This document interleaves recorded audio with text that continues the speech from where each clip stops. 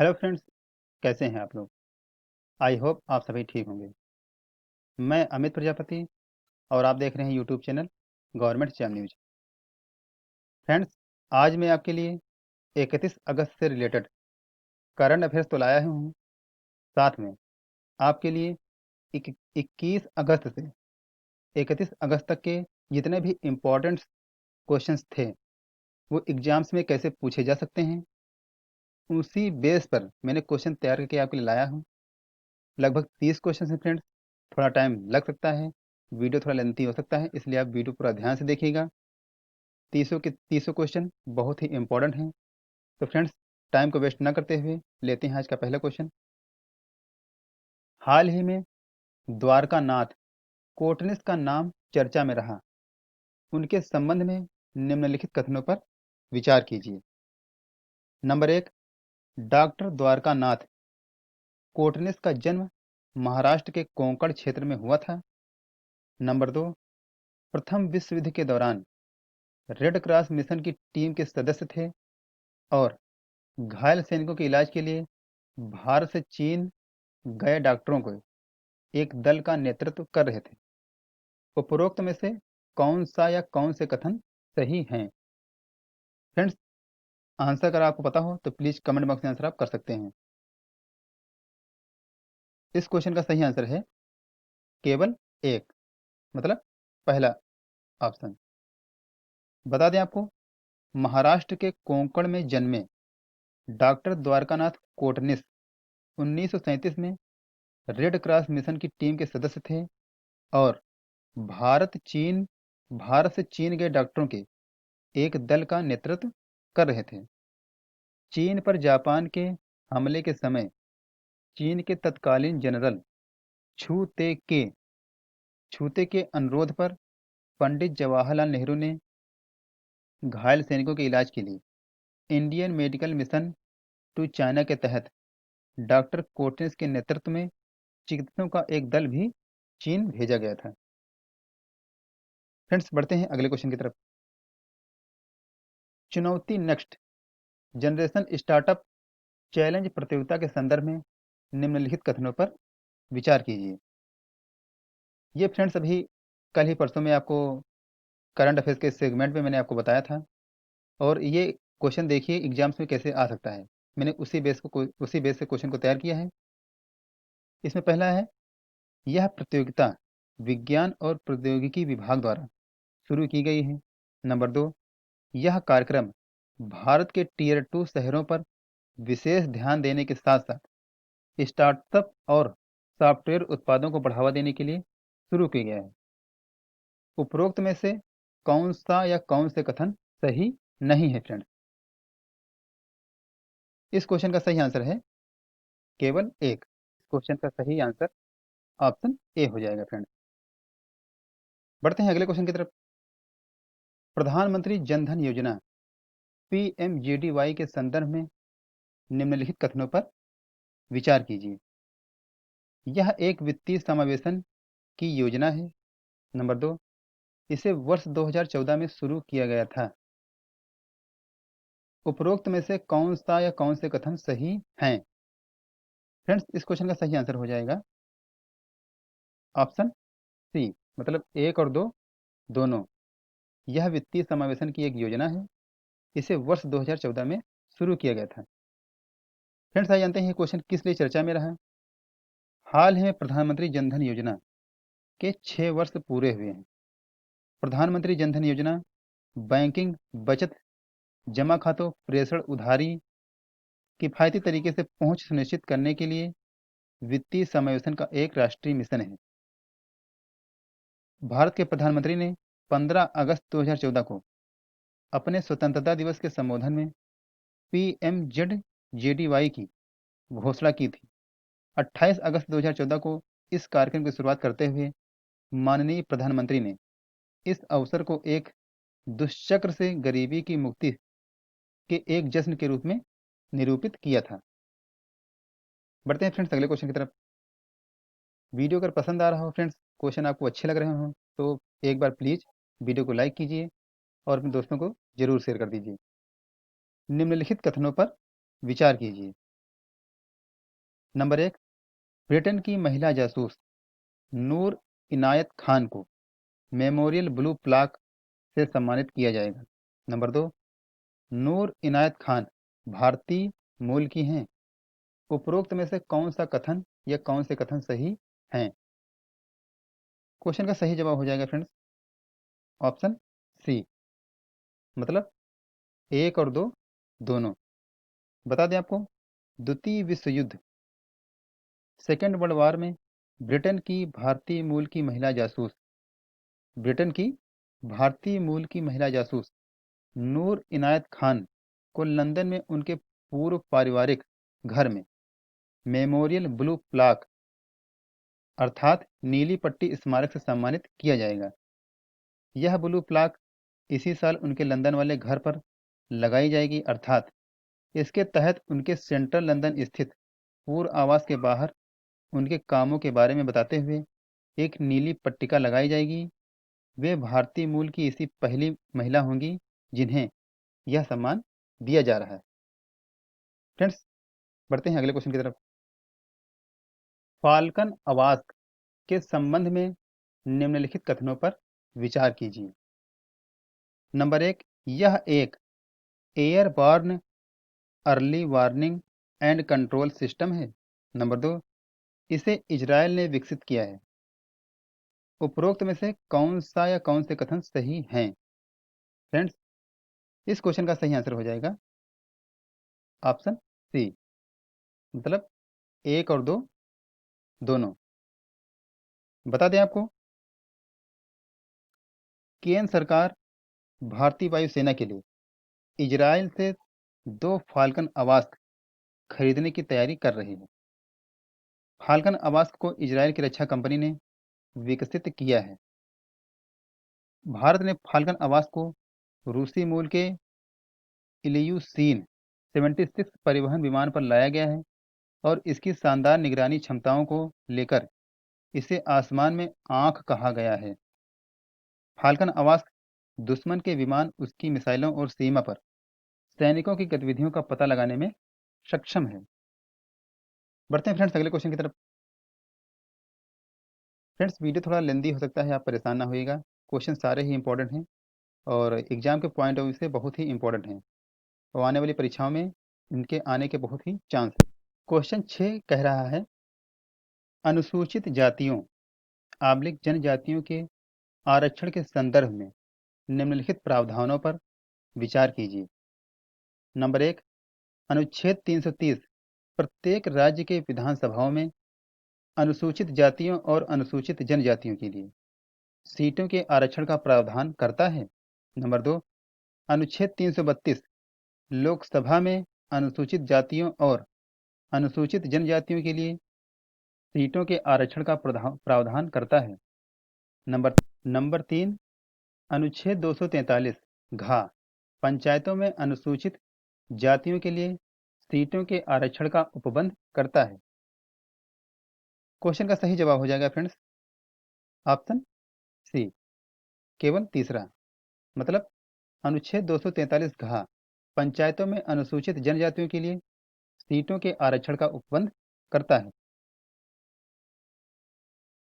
और जबकि 332 प्रत्येक राज्य के विधानसभाओं में अनुसूचित जातियों और अनुसूचित जनजातियों के लिए सीटों का आरक्षण करता है और अनुच्छेद 30 के तहत लोकसभा में अनुसूचित जातियों और जनजातियों के लिए सीटों के आरक्षण का प्रावधान किया गया है। फ्रेंड्स, बढ़ते हैं अगले क्वेश्चन की तरफ। निम्नलिखित कथनों पर विचार कीजिए। Remote learning reachability report UNICEF द्वारा जारी की गई है। यूनिसेफ का मुख्यालय पेरिस में है। नंबर 3, यूनिसेफ को 1965 में नोबल पुरस्कार से सम्मानित किया जा चुका है। उपरोक्त में से कौन सा कथन या कौन से कथन सही हैं? फ्रेंड्स, इस क्वेश्चन का सही जवाब हो जाएगा ऑप्शन सी, मतलब पहला और तीसरा। बता दें आपको, यूनिसेफ का मुख्यालय न्यूयॉर्क में है, पेरिस में नहीं है। बढ़ते हैं फ्रेंड्स अगले क्वेश्चन की तरफ। हाल ही में अंतर्राष्ट्रीय बुकर पुरस्कार 2020 किसे मिला है? फ्रेंड्स, क्वेश्चन का सही जवाब है मारिके लुकास रिजने वेल्ड। मारिके लुकास रिजने वेल्ड हाल ही में 2020 के लिए अंतर्राष्ट्रीय बुकर पुरस्कार की घोषणा की गई है। इस बार के अंतर्राष्ट्रीय बुकर पुरस्कार को नीदरलैंड की 29 वर्षीय मारिके लुकास रिजनेवेल्ड ने जीता है। इसी के साथ मारिके लुकास रिजनेवेल्ड अंतर्राष्ट्रीय बुकर पुरस्कार जीतने वाली सबसे कम उम्र की लेखिका बन गई हैं। मैरीकॉम लुकास रिजनेवेल्ड ने अपनी पुस्तक द डिस्कम्फर्ट ऑफ इवनिंग के लिए अंतर्राष्ट्रीय बुकर पुरस्कार जीता है। यह पुरस्कार हर साल किसी भी भाषा के काल्पनिक कथा उपन्यास को दिया जाता है जिसका अनुवाद अंग्रेजी में हुआ है और प्रकाशन ब्रिटेन अथवा आयरलैंड में हुआ हो। बढ़ते हैं अगले क्वेश्चन की तरफ फ्रेंड्स। निर्यात सूचकांक ईपीआई 2020 के संदर्भ में निम्नलिखित कथनों पर विचार कीजिए। नंबर 1, हाल ही में नीति आयोग ने ईपीआई 2020 पर रिपोर्ट जारी की है। इसमें गुजरात राज्य को शीर्ष स्थान हासिल हुआ है। उपरोक्त में से कौन सा कथन सही नहीं है फ्रेंड्स? इस क्वेश्चन का सही जवाब हो जाएगा ऑप्शन सी, 1 और 2 दोनों। पढ़ते हैं अगले क्वेश्चन की तरफ। निम्नलिखित कथनों पर विचार कीजिए। हाल ही में संयुक्त राज्य अमेरिका में हरिकेन लारा आया है। हरिकेन एक प्रकार का शीतोष्ण कटिबंधीय चक्रवात होता है। कौन सा कथन सही नहीं है फ्रेंड्स? क्वेश्चन का सही आंसर हो जाएगा ऑप्शन ए, केवल एक। मतलब बढ़ते हैं अगले क्वेश्चन की तरफ। निम्नलिखित कथनों पर विचार कीजिए। नेशनल डिजिटल हेल्थ मिशन की शुरुआत आयुष्मान प्रधानमंत्री जन आरोग्य योजना के साथ की गई थी। नंबर 2, आयुष्मान भारत प्रधानमंत्री जन आरोग्य योजना के क्रियान्वयन के लिए जिम्मेदार एजेंसी राष्ट्रीय स्वास्थ्य प्राधिकरण NHA है। उपरोक्त में से कौन सा कथन सही है? फ्रेंड्स, क्वेश्चन का सही आंसर हो जाएगा ऑप्शन बी, मतलब दूसरा। बता दें आपको 15 अगस्त 2020 को स्वतंत्रता दिवस के अवसर पर प्रधानमंत्री श्री नरेंद्र मोदी ने पूरे देश के लिए एक नेशनल डिजिटल हेल्थ मिशन की घोषणा की थी। बढ़ते हैं फ्रेंड्स अगले क्वेश्चन की तरफ। राष्ट्रीय स्तर पर निर्धारित योगदान के संदर्भ में निम्नलिखित कथनों पर विचार कीजिए। राष्ट्रीय स्तर पर निर्धारित योगदान को अवधारणा रियो पृथ्वी सम्मेलन के दौरान प्रस्तुत की गई थी। नंबर 2, यह राष्ट्रीय स्तर पर ग्रीन हाउस गैसों के उत्सर्जन में कमी से संबंधित है। उपरोक्त में से कौन सा कथन सही है? क्वेश्चन का सही आंसर हो जाएगा फ्रेंड्स ऑप्शन बी, केवल 2। बता दें आपको 2015 में UNFCCC COP21 के दौरान हुए पेरिस समझौते में राष्ट्रीय स्तर पर निर्धारित योगदान की संकल्पना को प्रस्तावित किया गया था। बढ़ते हैं दोस्तों अगले क्वेश्चन की तरफ। कृषि और प्रसंस्करण उत्पाद निर्यात विकास प्राधिकरण एपीडा के संदर्भ में निम्नलिखित कथनों पर विचार कीजिए। नंबर 1, एपीडा कृषि एवं किसान कल्याण मंत्रालय के नियंत्रणाधीन निकाय है। इसकी स्थापना राष्ट्रपति के एक कार्यकारी आदेश से की गई थी। उपरोक्त में से कौन सा कथन सही नहीं है? क्वेश्चन का सही जवाब हो जाएगा फ्रेंड्स ऑप्शन सी, मतलब दोनों सही नहीं हैं। बता दें आपको कृषि और प्रसंस्कृत खाद्य उत्पाद निर्यात विकास प्राधिकरण एपीडा की स्थापना 1985 में कृषि और प्रसंस्कृत खाद्य उत्पाद निर्यात विकास प्राधिकरण अधिनियम के अंतर्गत भारत सरकार द्वारा की गई थी। एपीडा वाणिज्य एवं उद्योग मंत्रालय के प्रारंभिक नियंत्रण के अधीन स्थापित एक प्राधिकरण है। बढ़ते हैं दोस्तों अगले क्वेश्चन की तरफ। International criminal police organisation Interpol के संदर्भ में निम्नलिखित कथनों पर विचार कीजिए। यह अंतर्राष्ट्रीय स्तर पर एक संस्था है जो पुलिस के बीच समन्वय का काम करती है।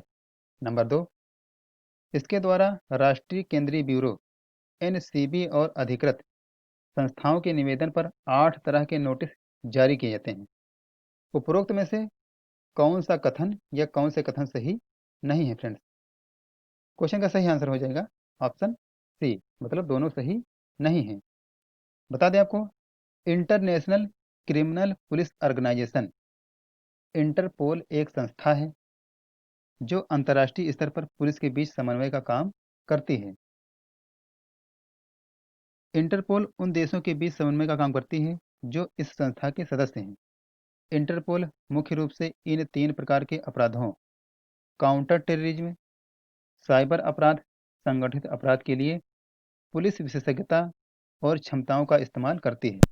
और आपको बता दें, इंटरपोल के प्रधान सचिवालय द्वारा राष्ट्रीय केंद्रीय ब्यूरो और अधिकृत संस्थाओं के निवेदन पर 8 तरह के नोटिस जारी किए जाते हैं। ये नोटिस इंटरपोल की 4 आधिकारिक भाषाओं अंग्रेजी, फ्रेंच, अरबी और स्पेनिश में प्रकाशित किए जाते हैं। बढ़ते हैं फ्रेंड्स अगले क्वेश्चन की तरफ। राष्ट्रीय स्वच्छ वायु कार्यक्रम एनसीएपी के संदर्भ में निम्नलिखित कथनों पर विचार कीजिए। नंबर 1, प्रदूषण की समस्या से निपटने के लिए राष्ट्रीय स्वच्छ वायु कार्यक्रम की शुरुआत 2019 में की गई थी। नंबर 2, इस कार्यक्रम का क्रियान्वयन पर्यावरण प्रदूषण रोकथाम और नियंत्रण प्राधिकरण ईपीसीए द्वारा किया जा रहा है। उपरोक्त में से कौन सा कथन सही है फ्रेंड्स? बता दें आपको, क्वेश्चन का सही आंसर हो जाएगा ऑप्शन ए, मतलब पहला सही।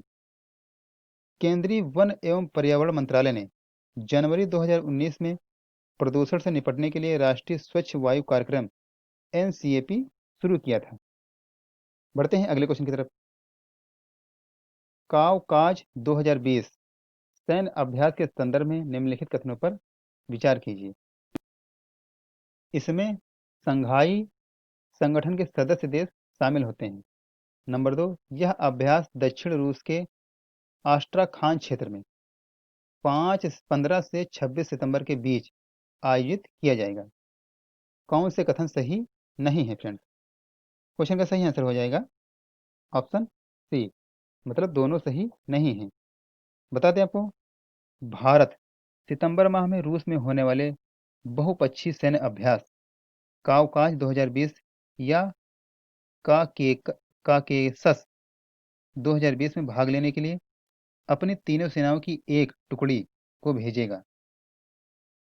यह अभ्यास दक्षिण रूस के आस्ट्राखान क्षेत्र में 15 से 26 सितंबर के बीच आयोजित किया जाएगा।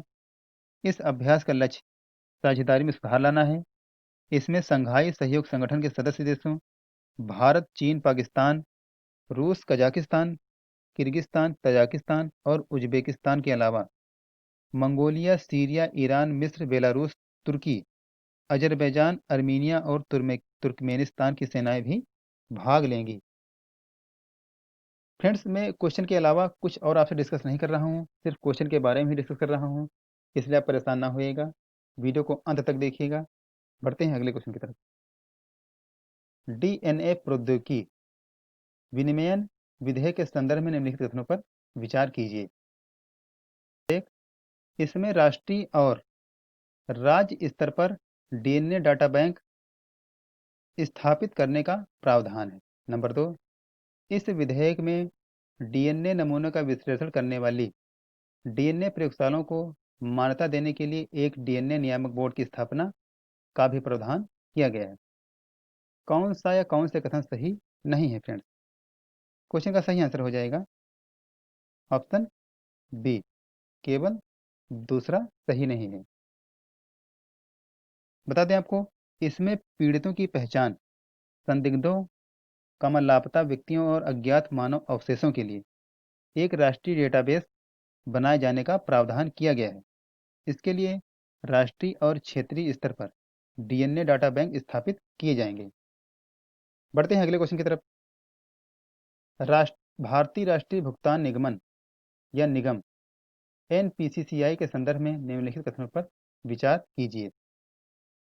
नंबर 1, भारत में खुदरा भुगतान और निपटान प्रणालियों के लिए संचालक को एक छतरी के नीचे लाने के लिए एनपीसीआई का गठन किया गया है। नंबर 2, इसकी स्थापना 2008 में सोसाइटी अधिनियम 1860 के तहत पंजीकृत और गैर लाभकारी संगठन के रूप में की गई थी। उपरोक्त में से कौन सा या कौन से कथन सही नहीं है फ्रेंड्स? ये 2 बार यहाँ पर टाइपिंग होगा, इसके लिए सॉरी। इस क्वेश्चन का सही आंसर हो जाएगा ऑप्शन बी, केवल दूसरा सही नहीं है और पहला सही है। बता दें आपको, भारतीय राष्ट्रीय भुगतान निगम एनपीसीआई की स्थापना 2008 में कंपनी अधिनियम 2013 की धारा 8 के तहत पंजीकृत और गैर लाभकारी संगठन के रूप में की गई थी। बढ़ते हैं अगले क्वेश्चन की तरफ। निम्नलिखित कथनों पर विचार कीजिए। समाज के नजरिए से हानिकारक, स्वास्थ्य के हिसाब से नुकसानदेह उत्पाद sin टैक्स लगाया जाता है। नंबर 2, वस्तु एवं सेवा कर प्रणाली के तहत जीएसटी परिषद एक मुख्य निर्णय लेने वाली संस्था है। उपरोक्त में से कौन सा या कौन से कथन सही हैं फ्रेंड्स? क्वेश्चन का सही आंसर हो जाएगा ऑप्शन सी, मतलब दोनों सही हैं। sin टैक्स एक प्रकार का उत्पाद कर है जो विशेष रूप से समाज और व्यक्तियों के लिए हानिकारक वस्तुओं पर लगाया जाता है। उदाहरण के लिए शराब, तंबाकू, कैंडी, ड्रग्स, शीतल पेय, फास्ट फूड, कॉफी, चीनी, जुआ आदि। अप्रत्यक्ष कर व्यवस्था जीएसटी में शराब, तंबाकू, कोला आदि जैसे समाज के नजरिए से हानिकारक या स्वास्थ्य के हिसाब से नुकसानदेह उत्पादों पर sin टैक्स लगाया जाता है। आपको बता दें, जीएसटी एक मुख्य निर्णय लेने वाली संस्था है जो जीएसटी कानून के अंतर्गत होने वाले कार्यों के संदर्भ में निम्नलिखित सभी महत्वपूर्ण निर्णय लेती है। बढ़ते हैं अगले क्वेश्चन की तरफ।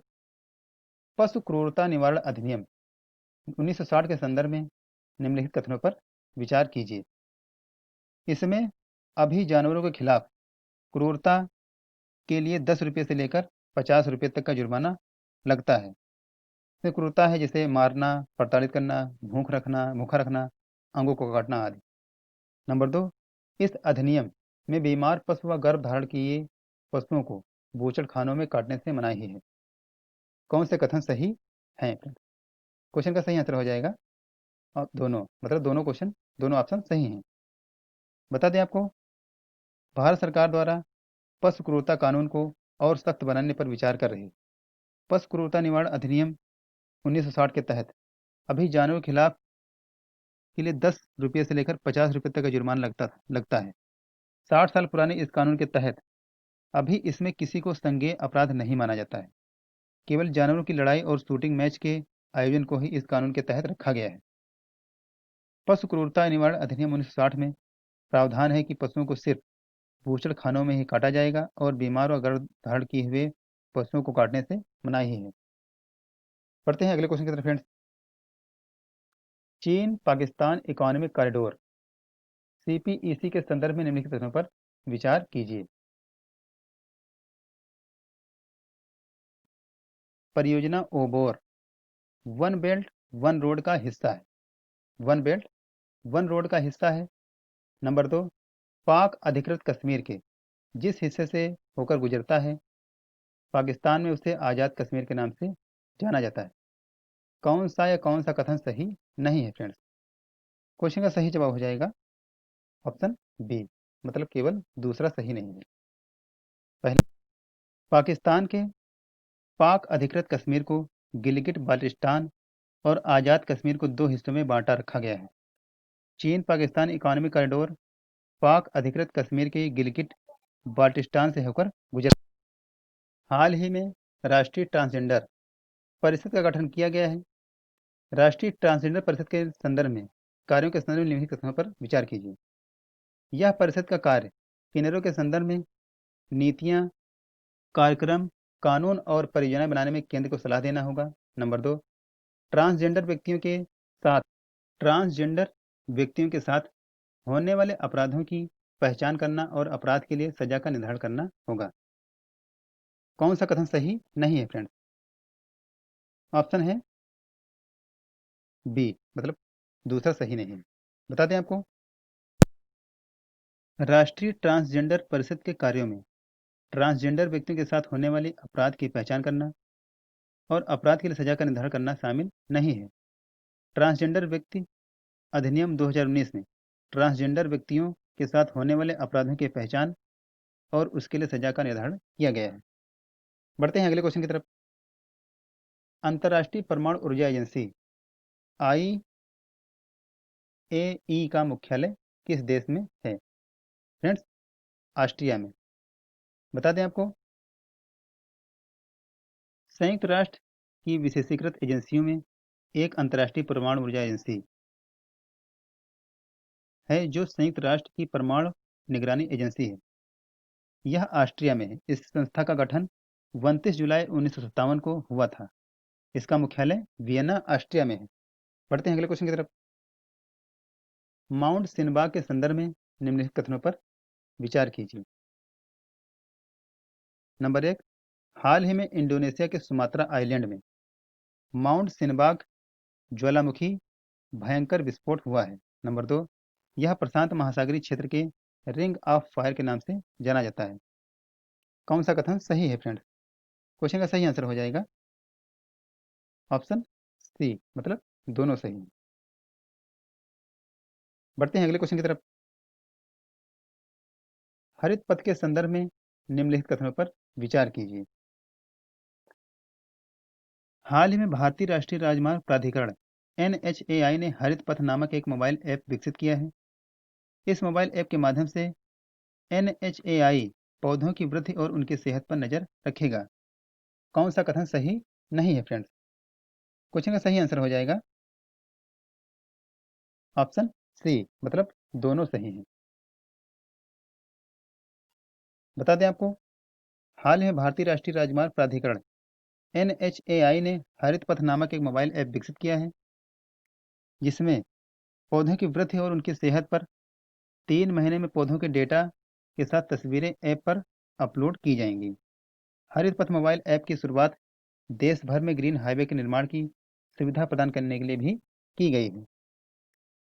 फ्रेंड्स, बढ़ते हैं अगले क्वेश्चन की तरफ।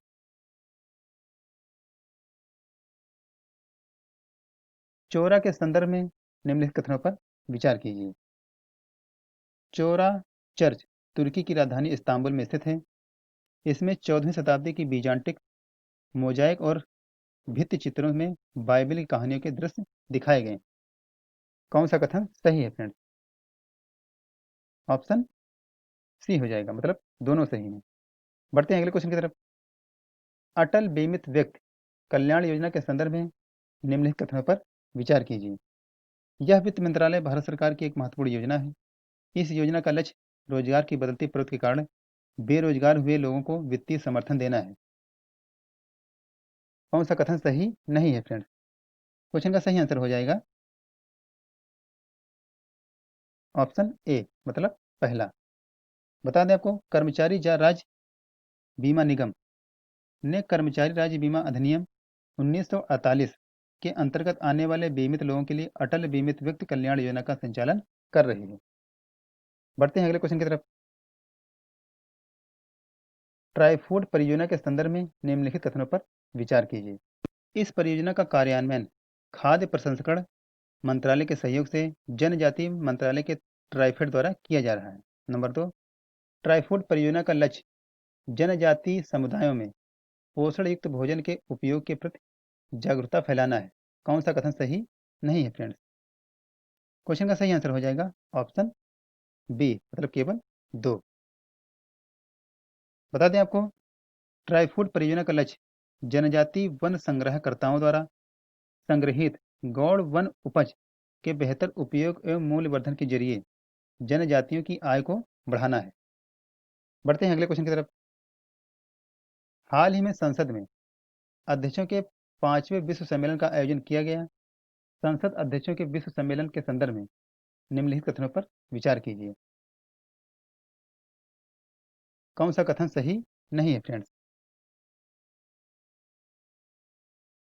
आयोजन संयुक्त राष्ट्र के सहयोग से अंतर संसदीय संघ द्वारा किया जाता है। नंबर 2, इस वैश्विक सम्मेलन का आयोजन प्रत्येक वर्ष अगस्त के महीने में किया जाता है। नंबर 2, आईपीयू संयुक्त राष्ट्र में स्थायी पर्यवेक्षक का दर्जा प्राप्त संस्था है जिसका मुख्यालय वियना में है।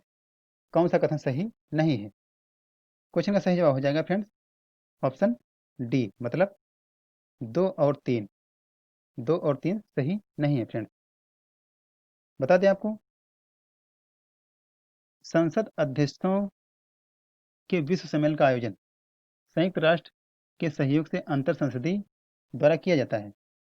पहली बार यह सम्मेलन अगस्त 2000 में हुआ था और न्यूयॉर्क में संयुक्त राष्ट्र मुख्यालय में हुआ था। तब से इसका आयोजन प्रत्येक 5 वर्ष में किया जाता है। बढ़ते हैं अगले क्वेश्चन की तरफ। स्वच्छ सर्वेक्षण के संदर्भ में निम्नलिखित कथनों पर विचार कीजिए। हाल ही में स्वच्छ सर्वेक्षण 2020 में मध्य प्रदेश के शहर इंदौर ने शीर्ष स्थान हासिल किया है। नंबर 2, वर्ष 2016 में जब इस सर्वेक्षण की शुरुआत की गई थी, भारत सरकार के आवास एवं शहरी मामले के मंत्रालय द्वारा की गई थी। कौन सा कथन सही है फ्रेंड्स? क्वेश्चन का सही आंसर हो जाएगा ऑप्शन सी, मतलब दोनों सही हैं। फ्रेंड्स आज के लिए इतना ही। अगर वीडियो पसंद आया हो तो प्लीज़ वीडियो को लाइक कीजिए और अगर चैनल को अभी तक आपने सब्सक्राइब नहीं किया है तो प्लीज़ चैनल को सब्सक्राइब कीजिए।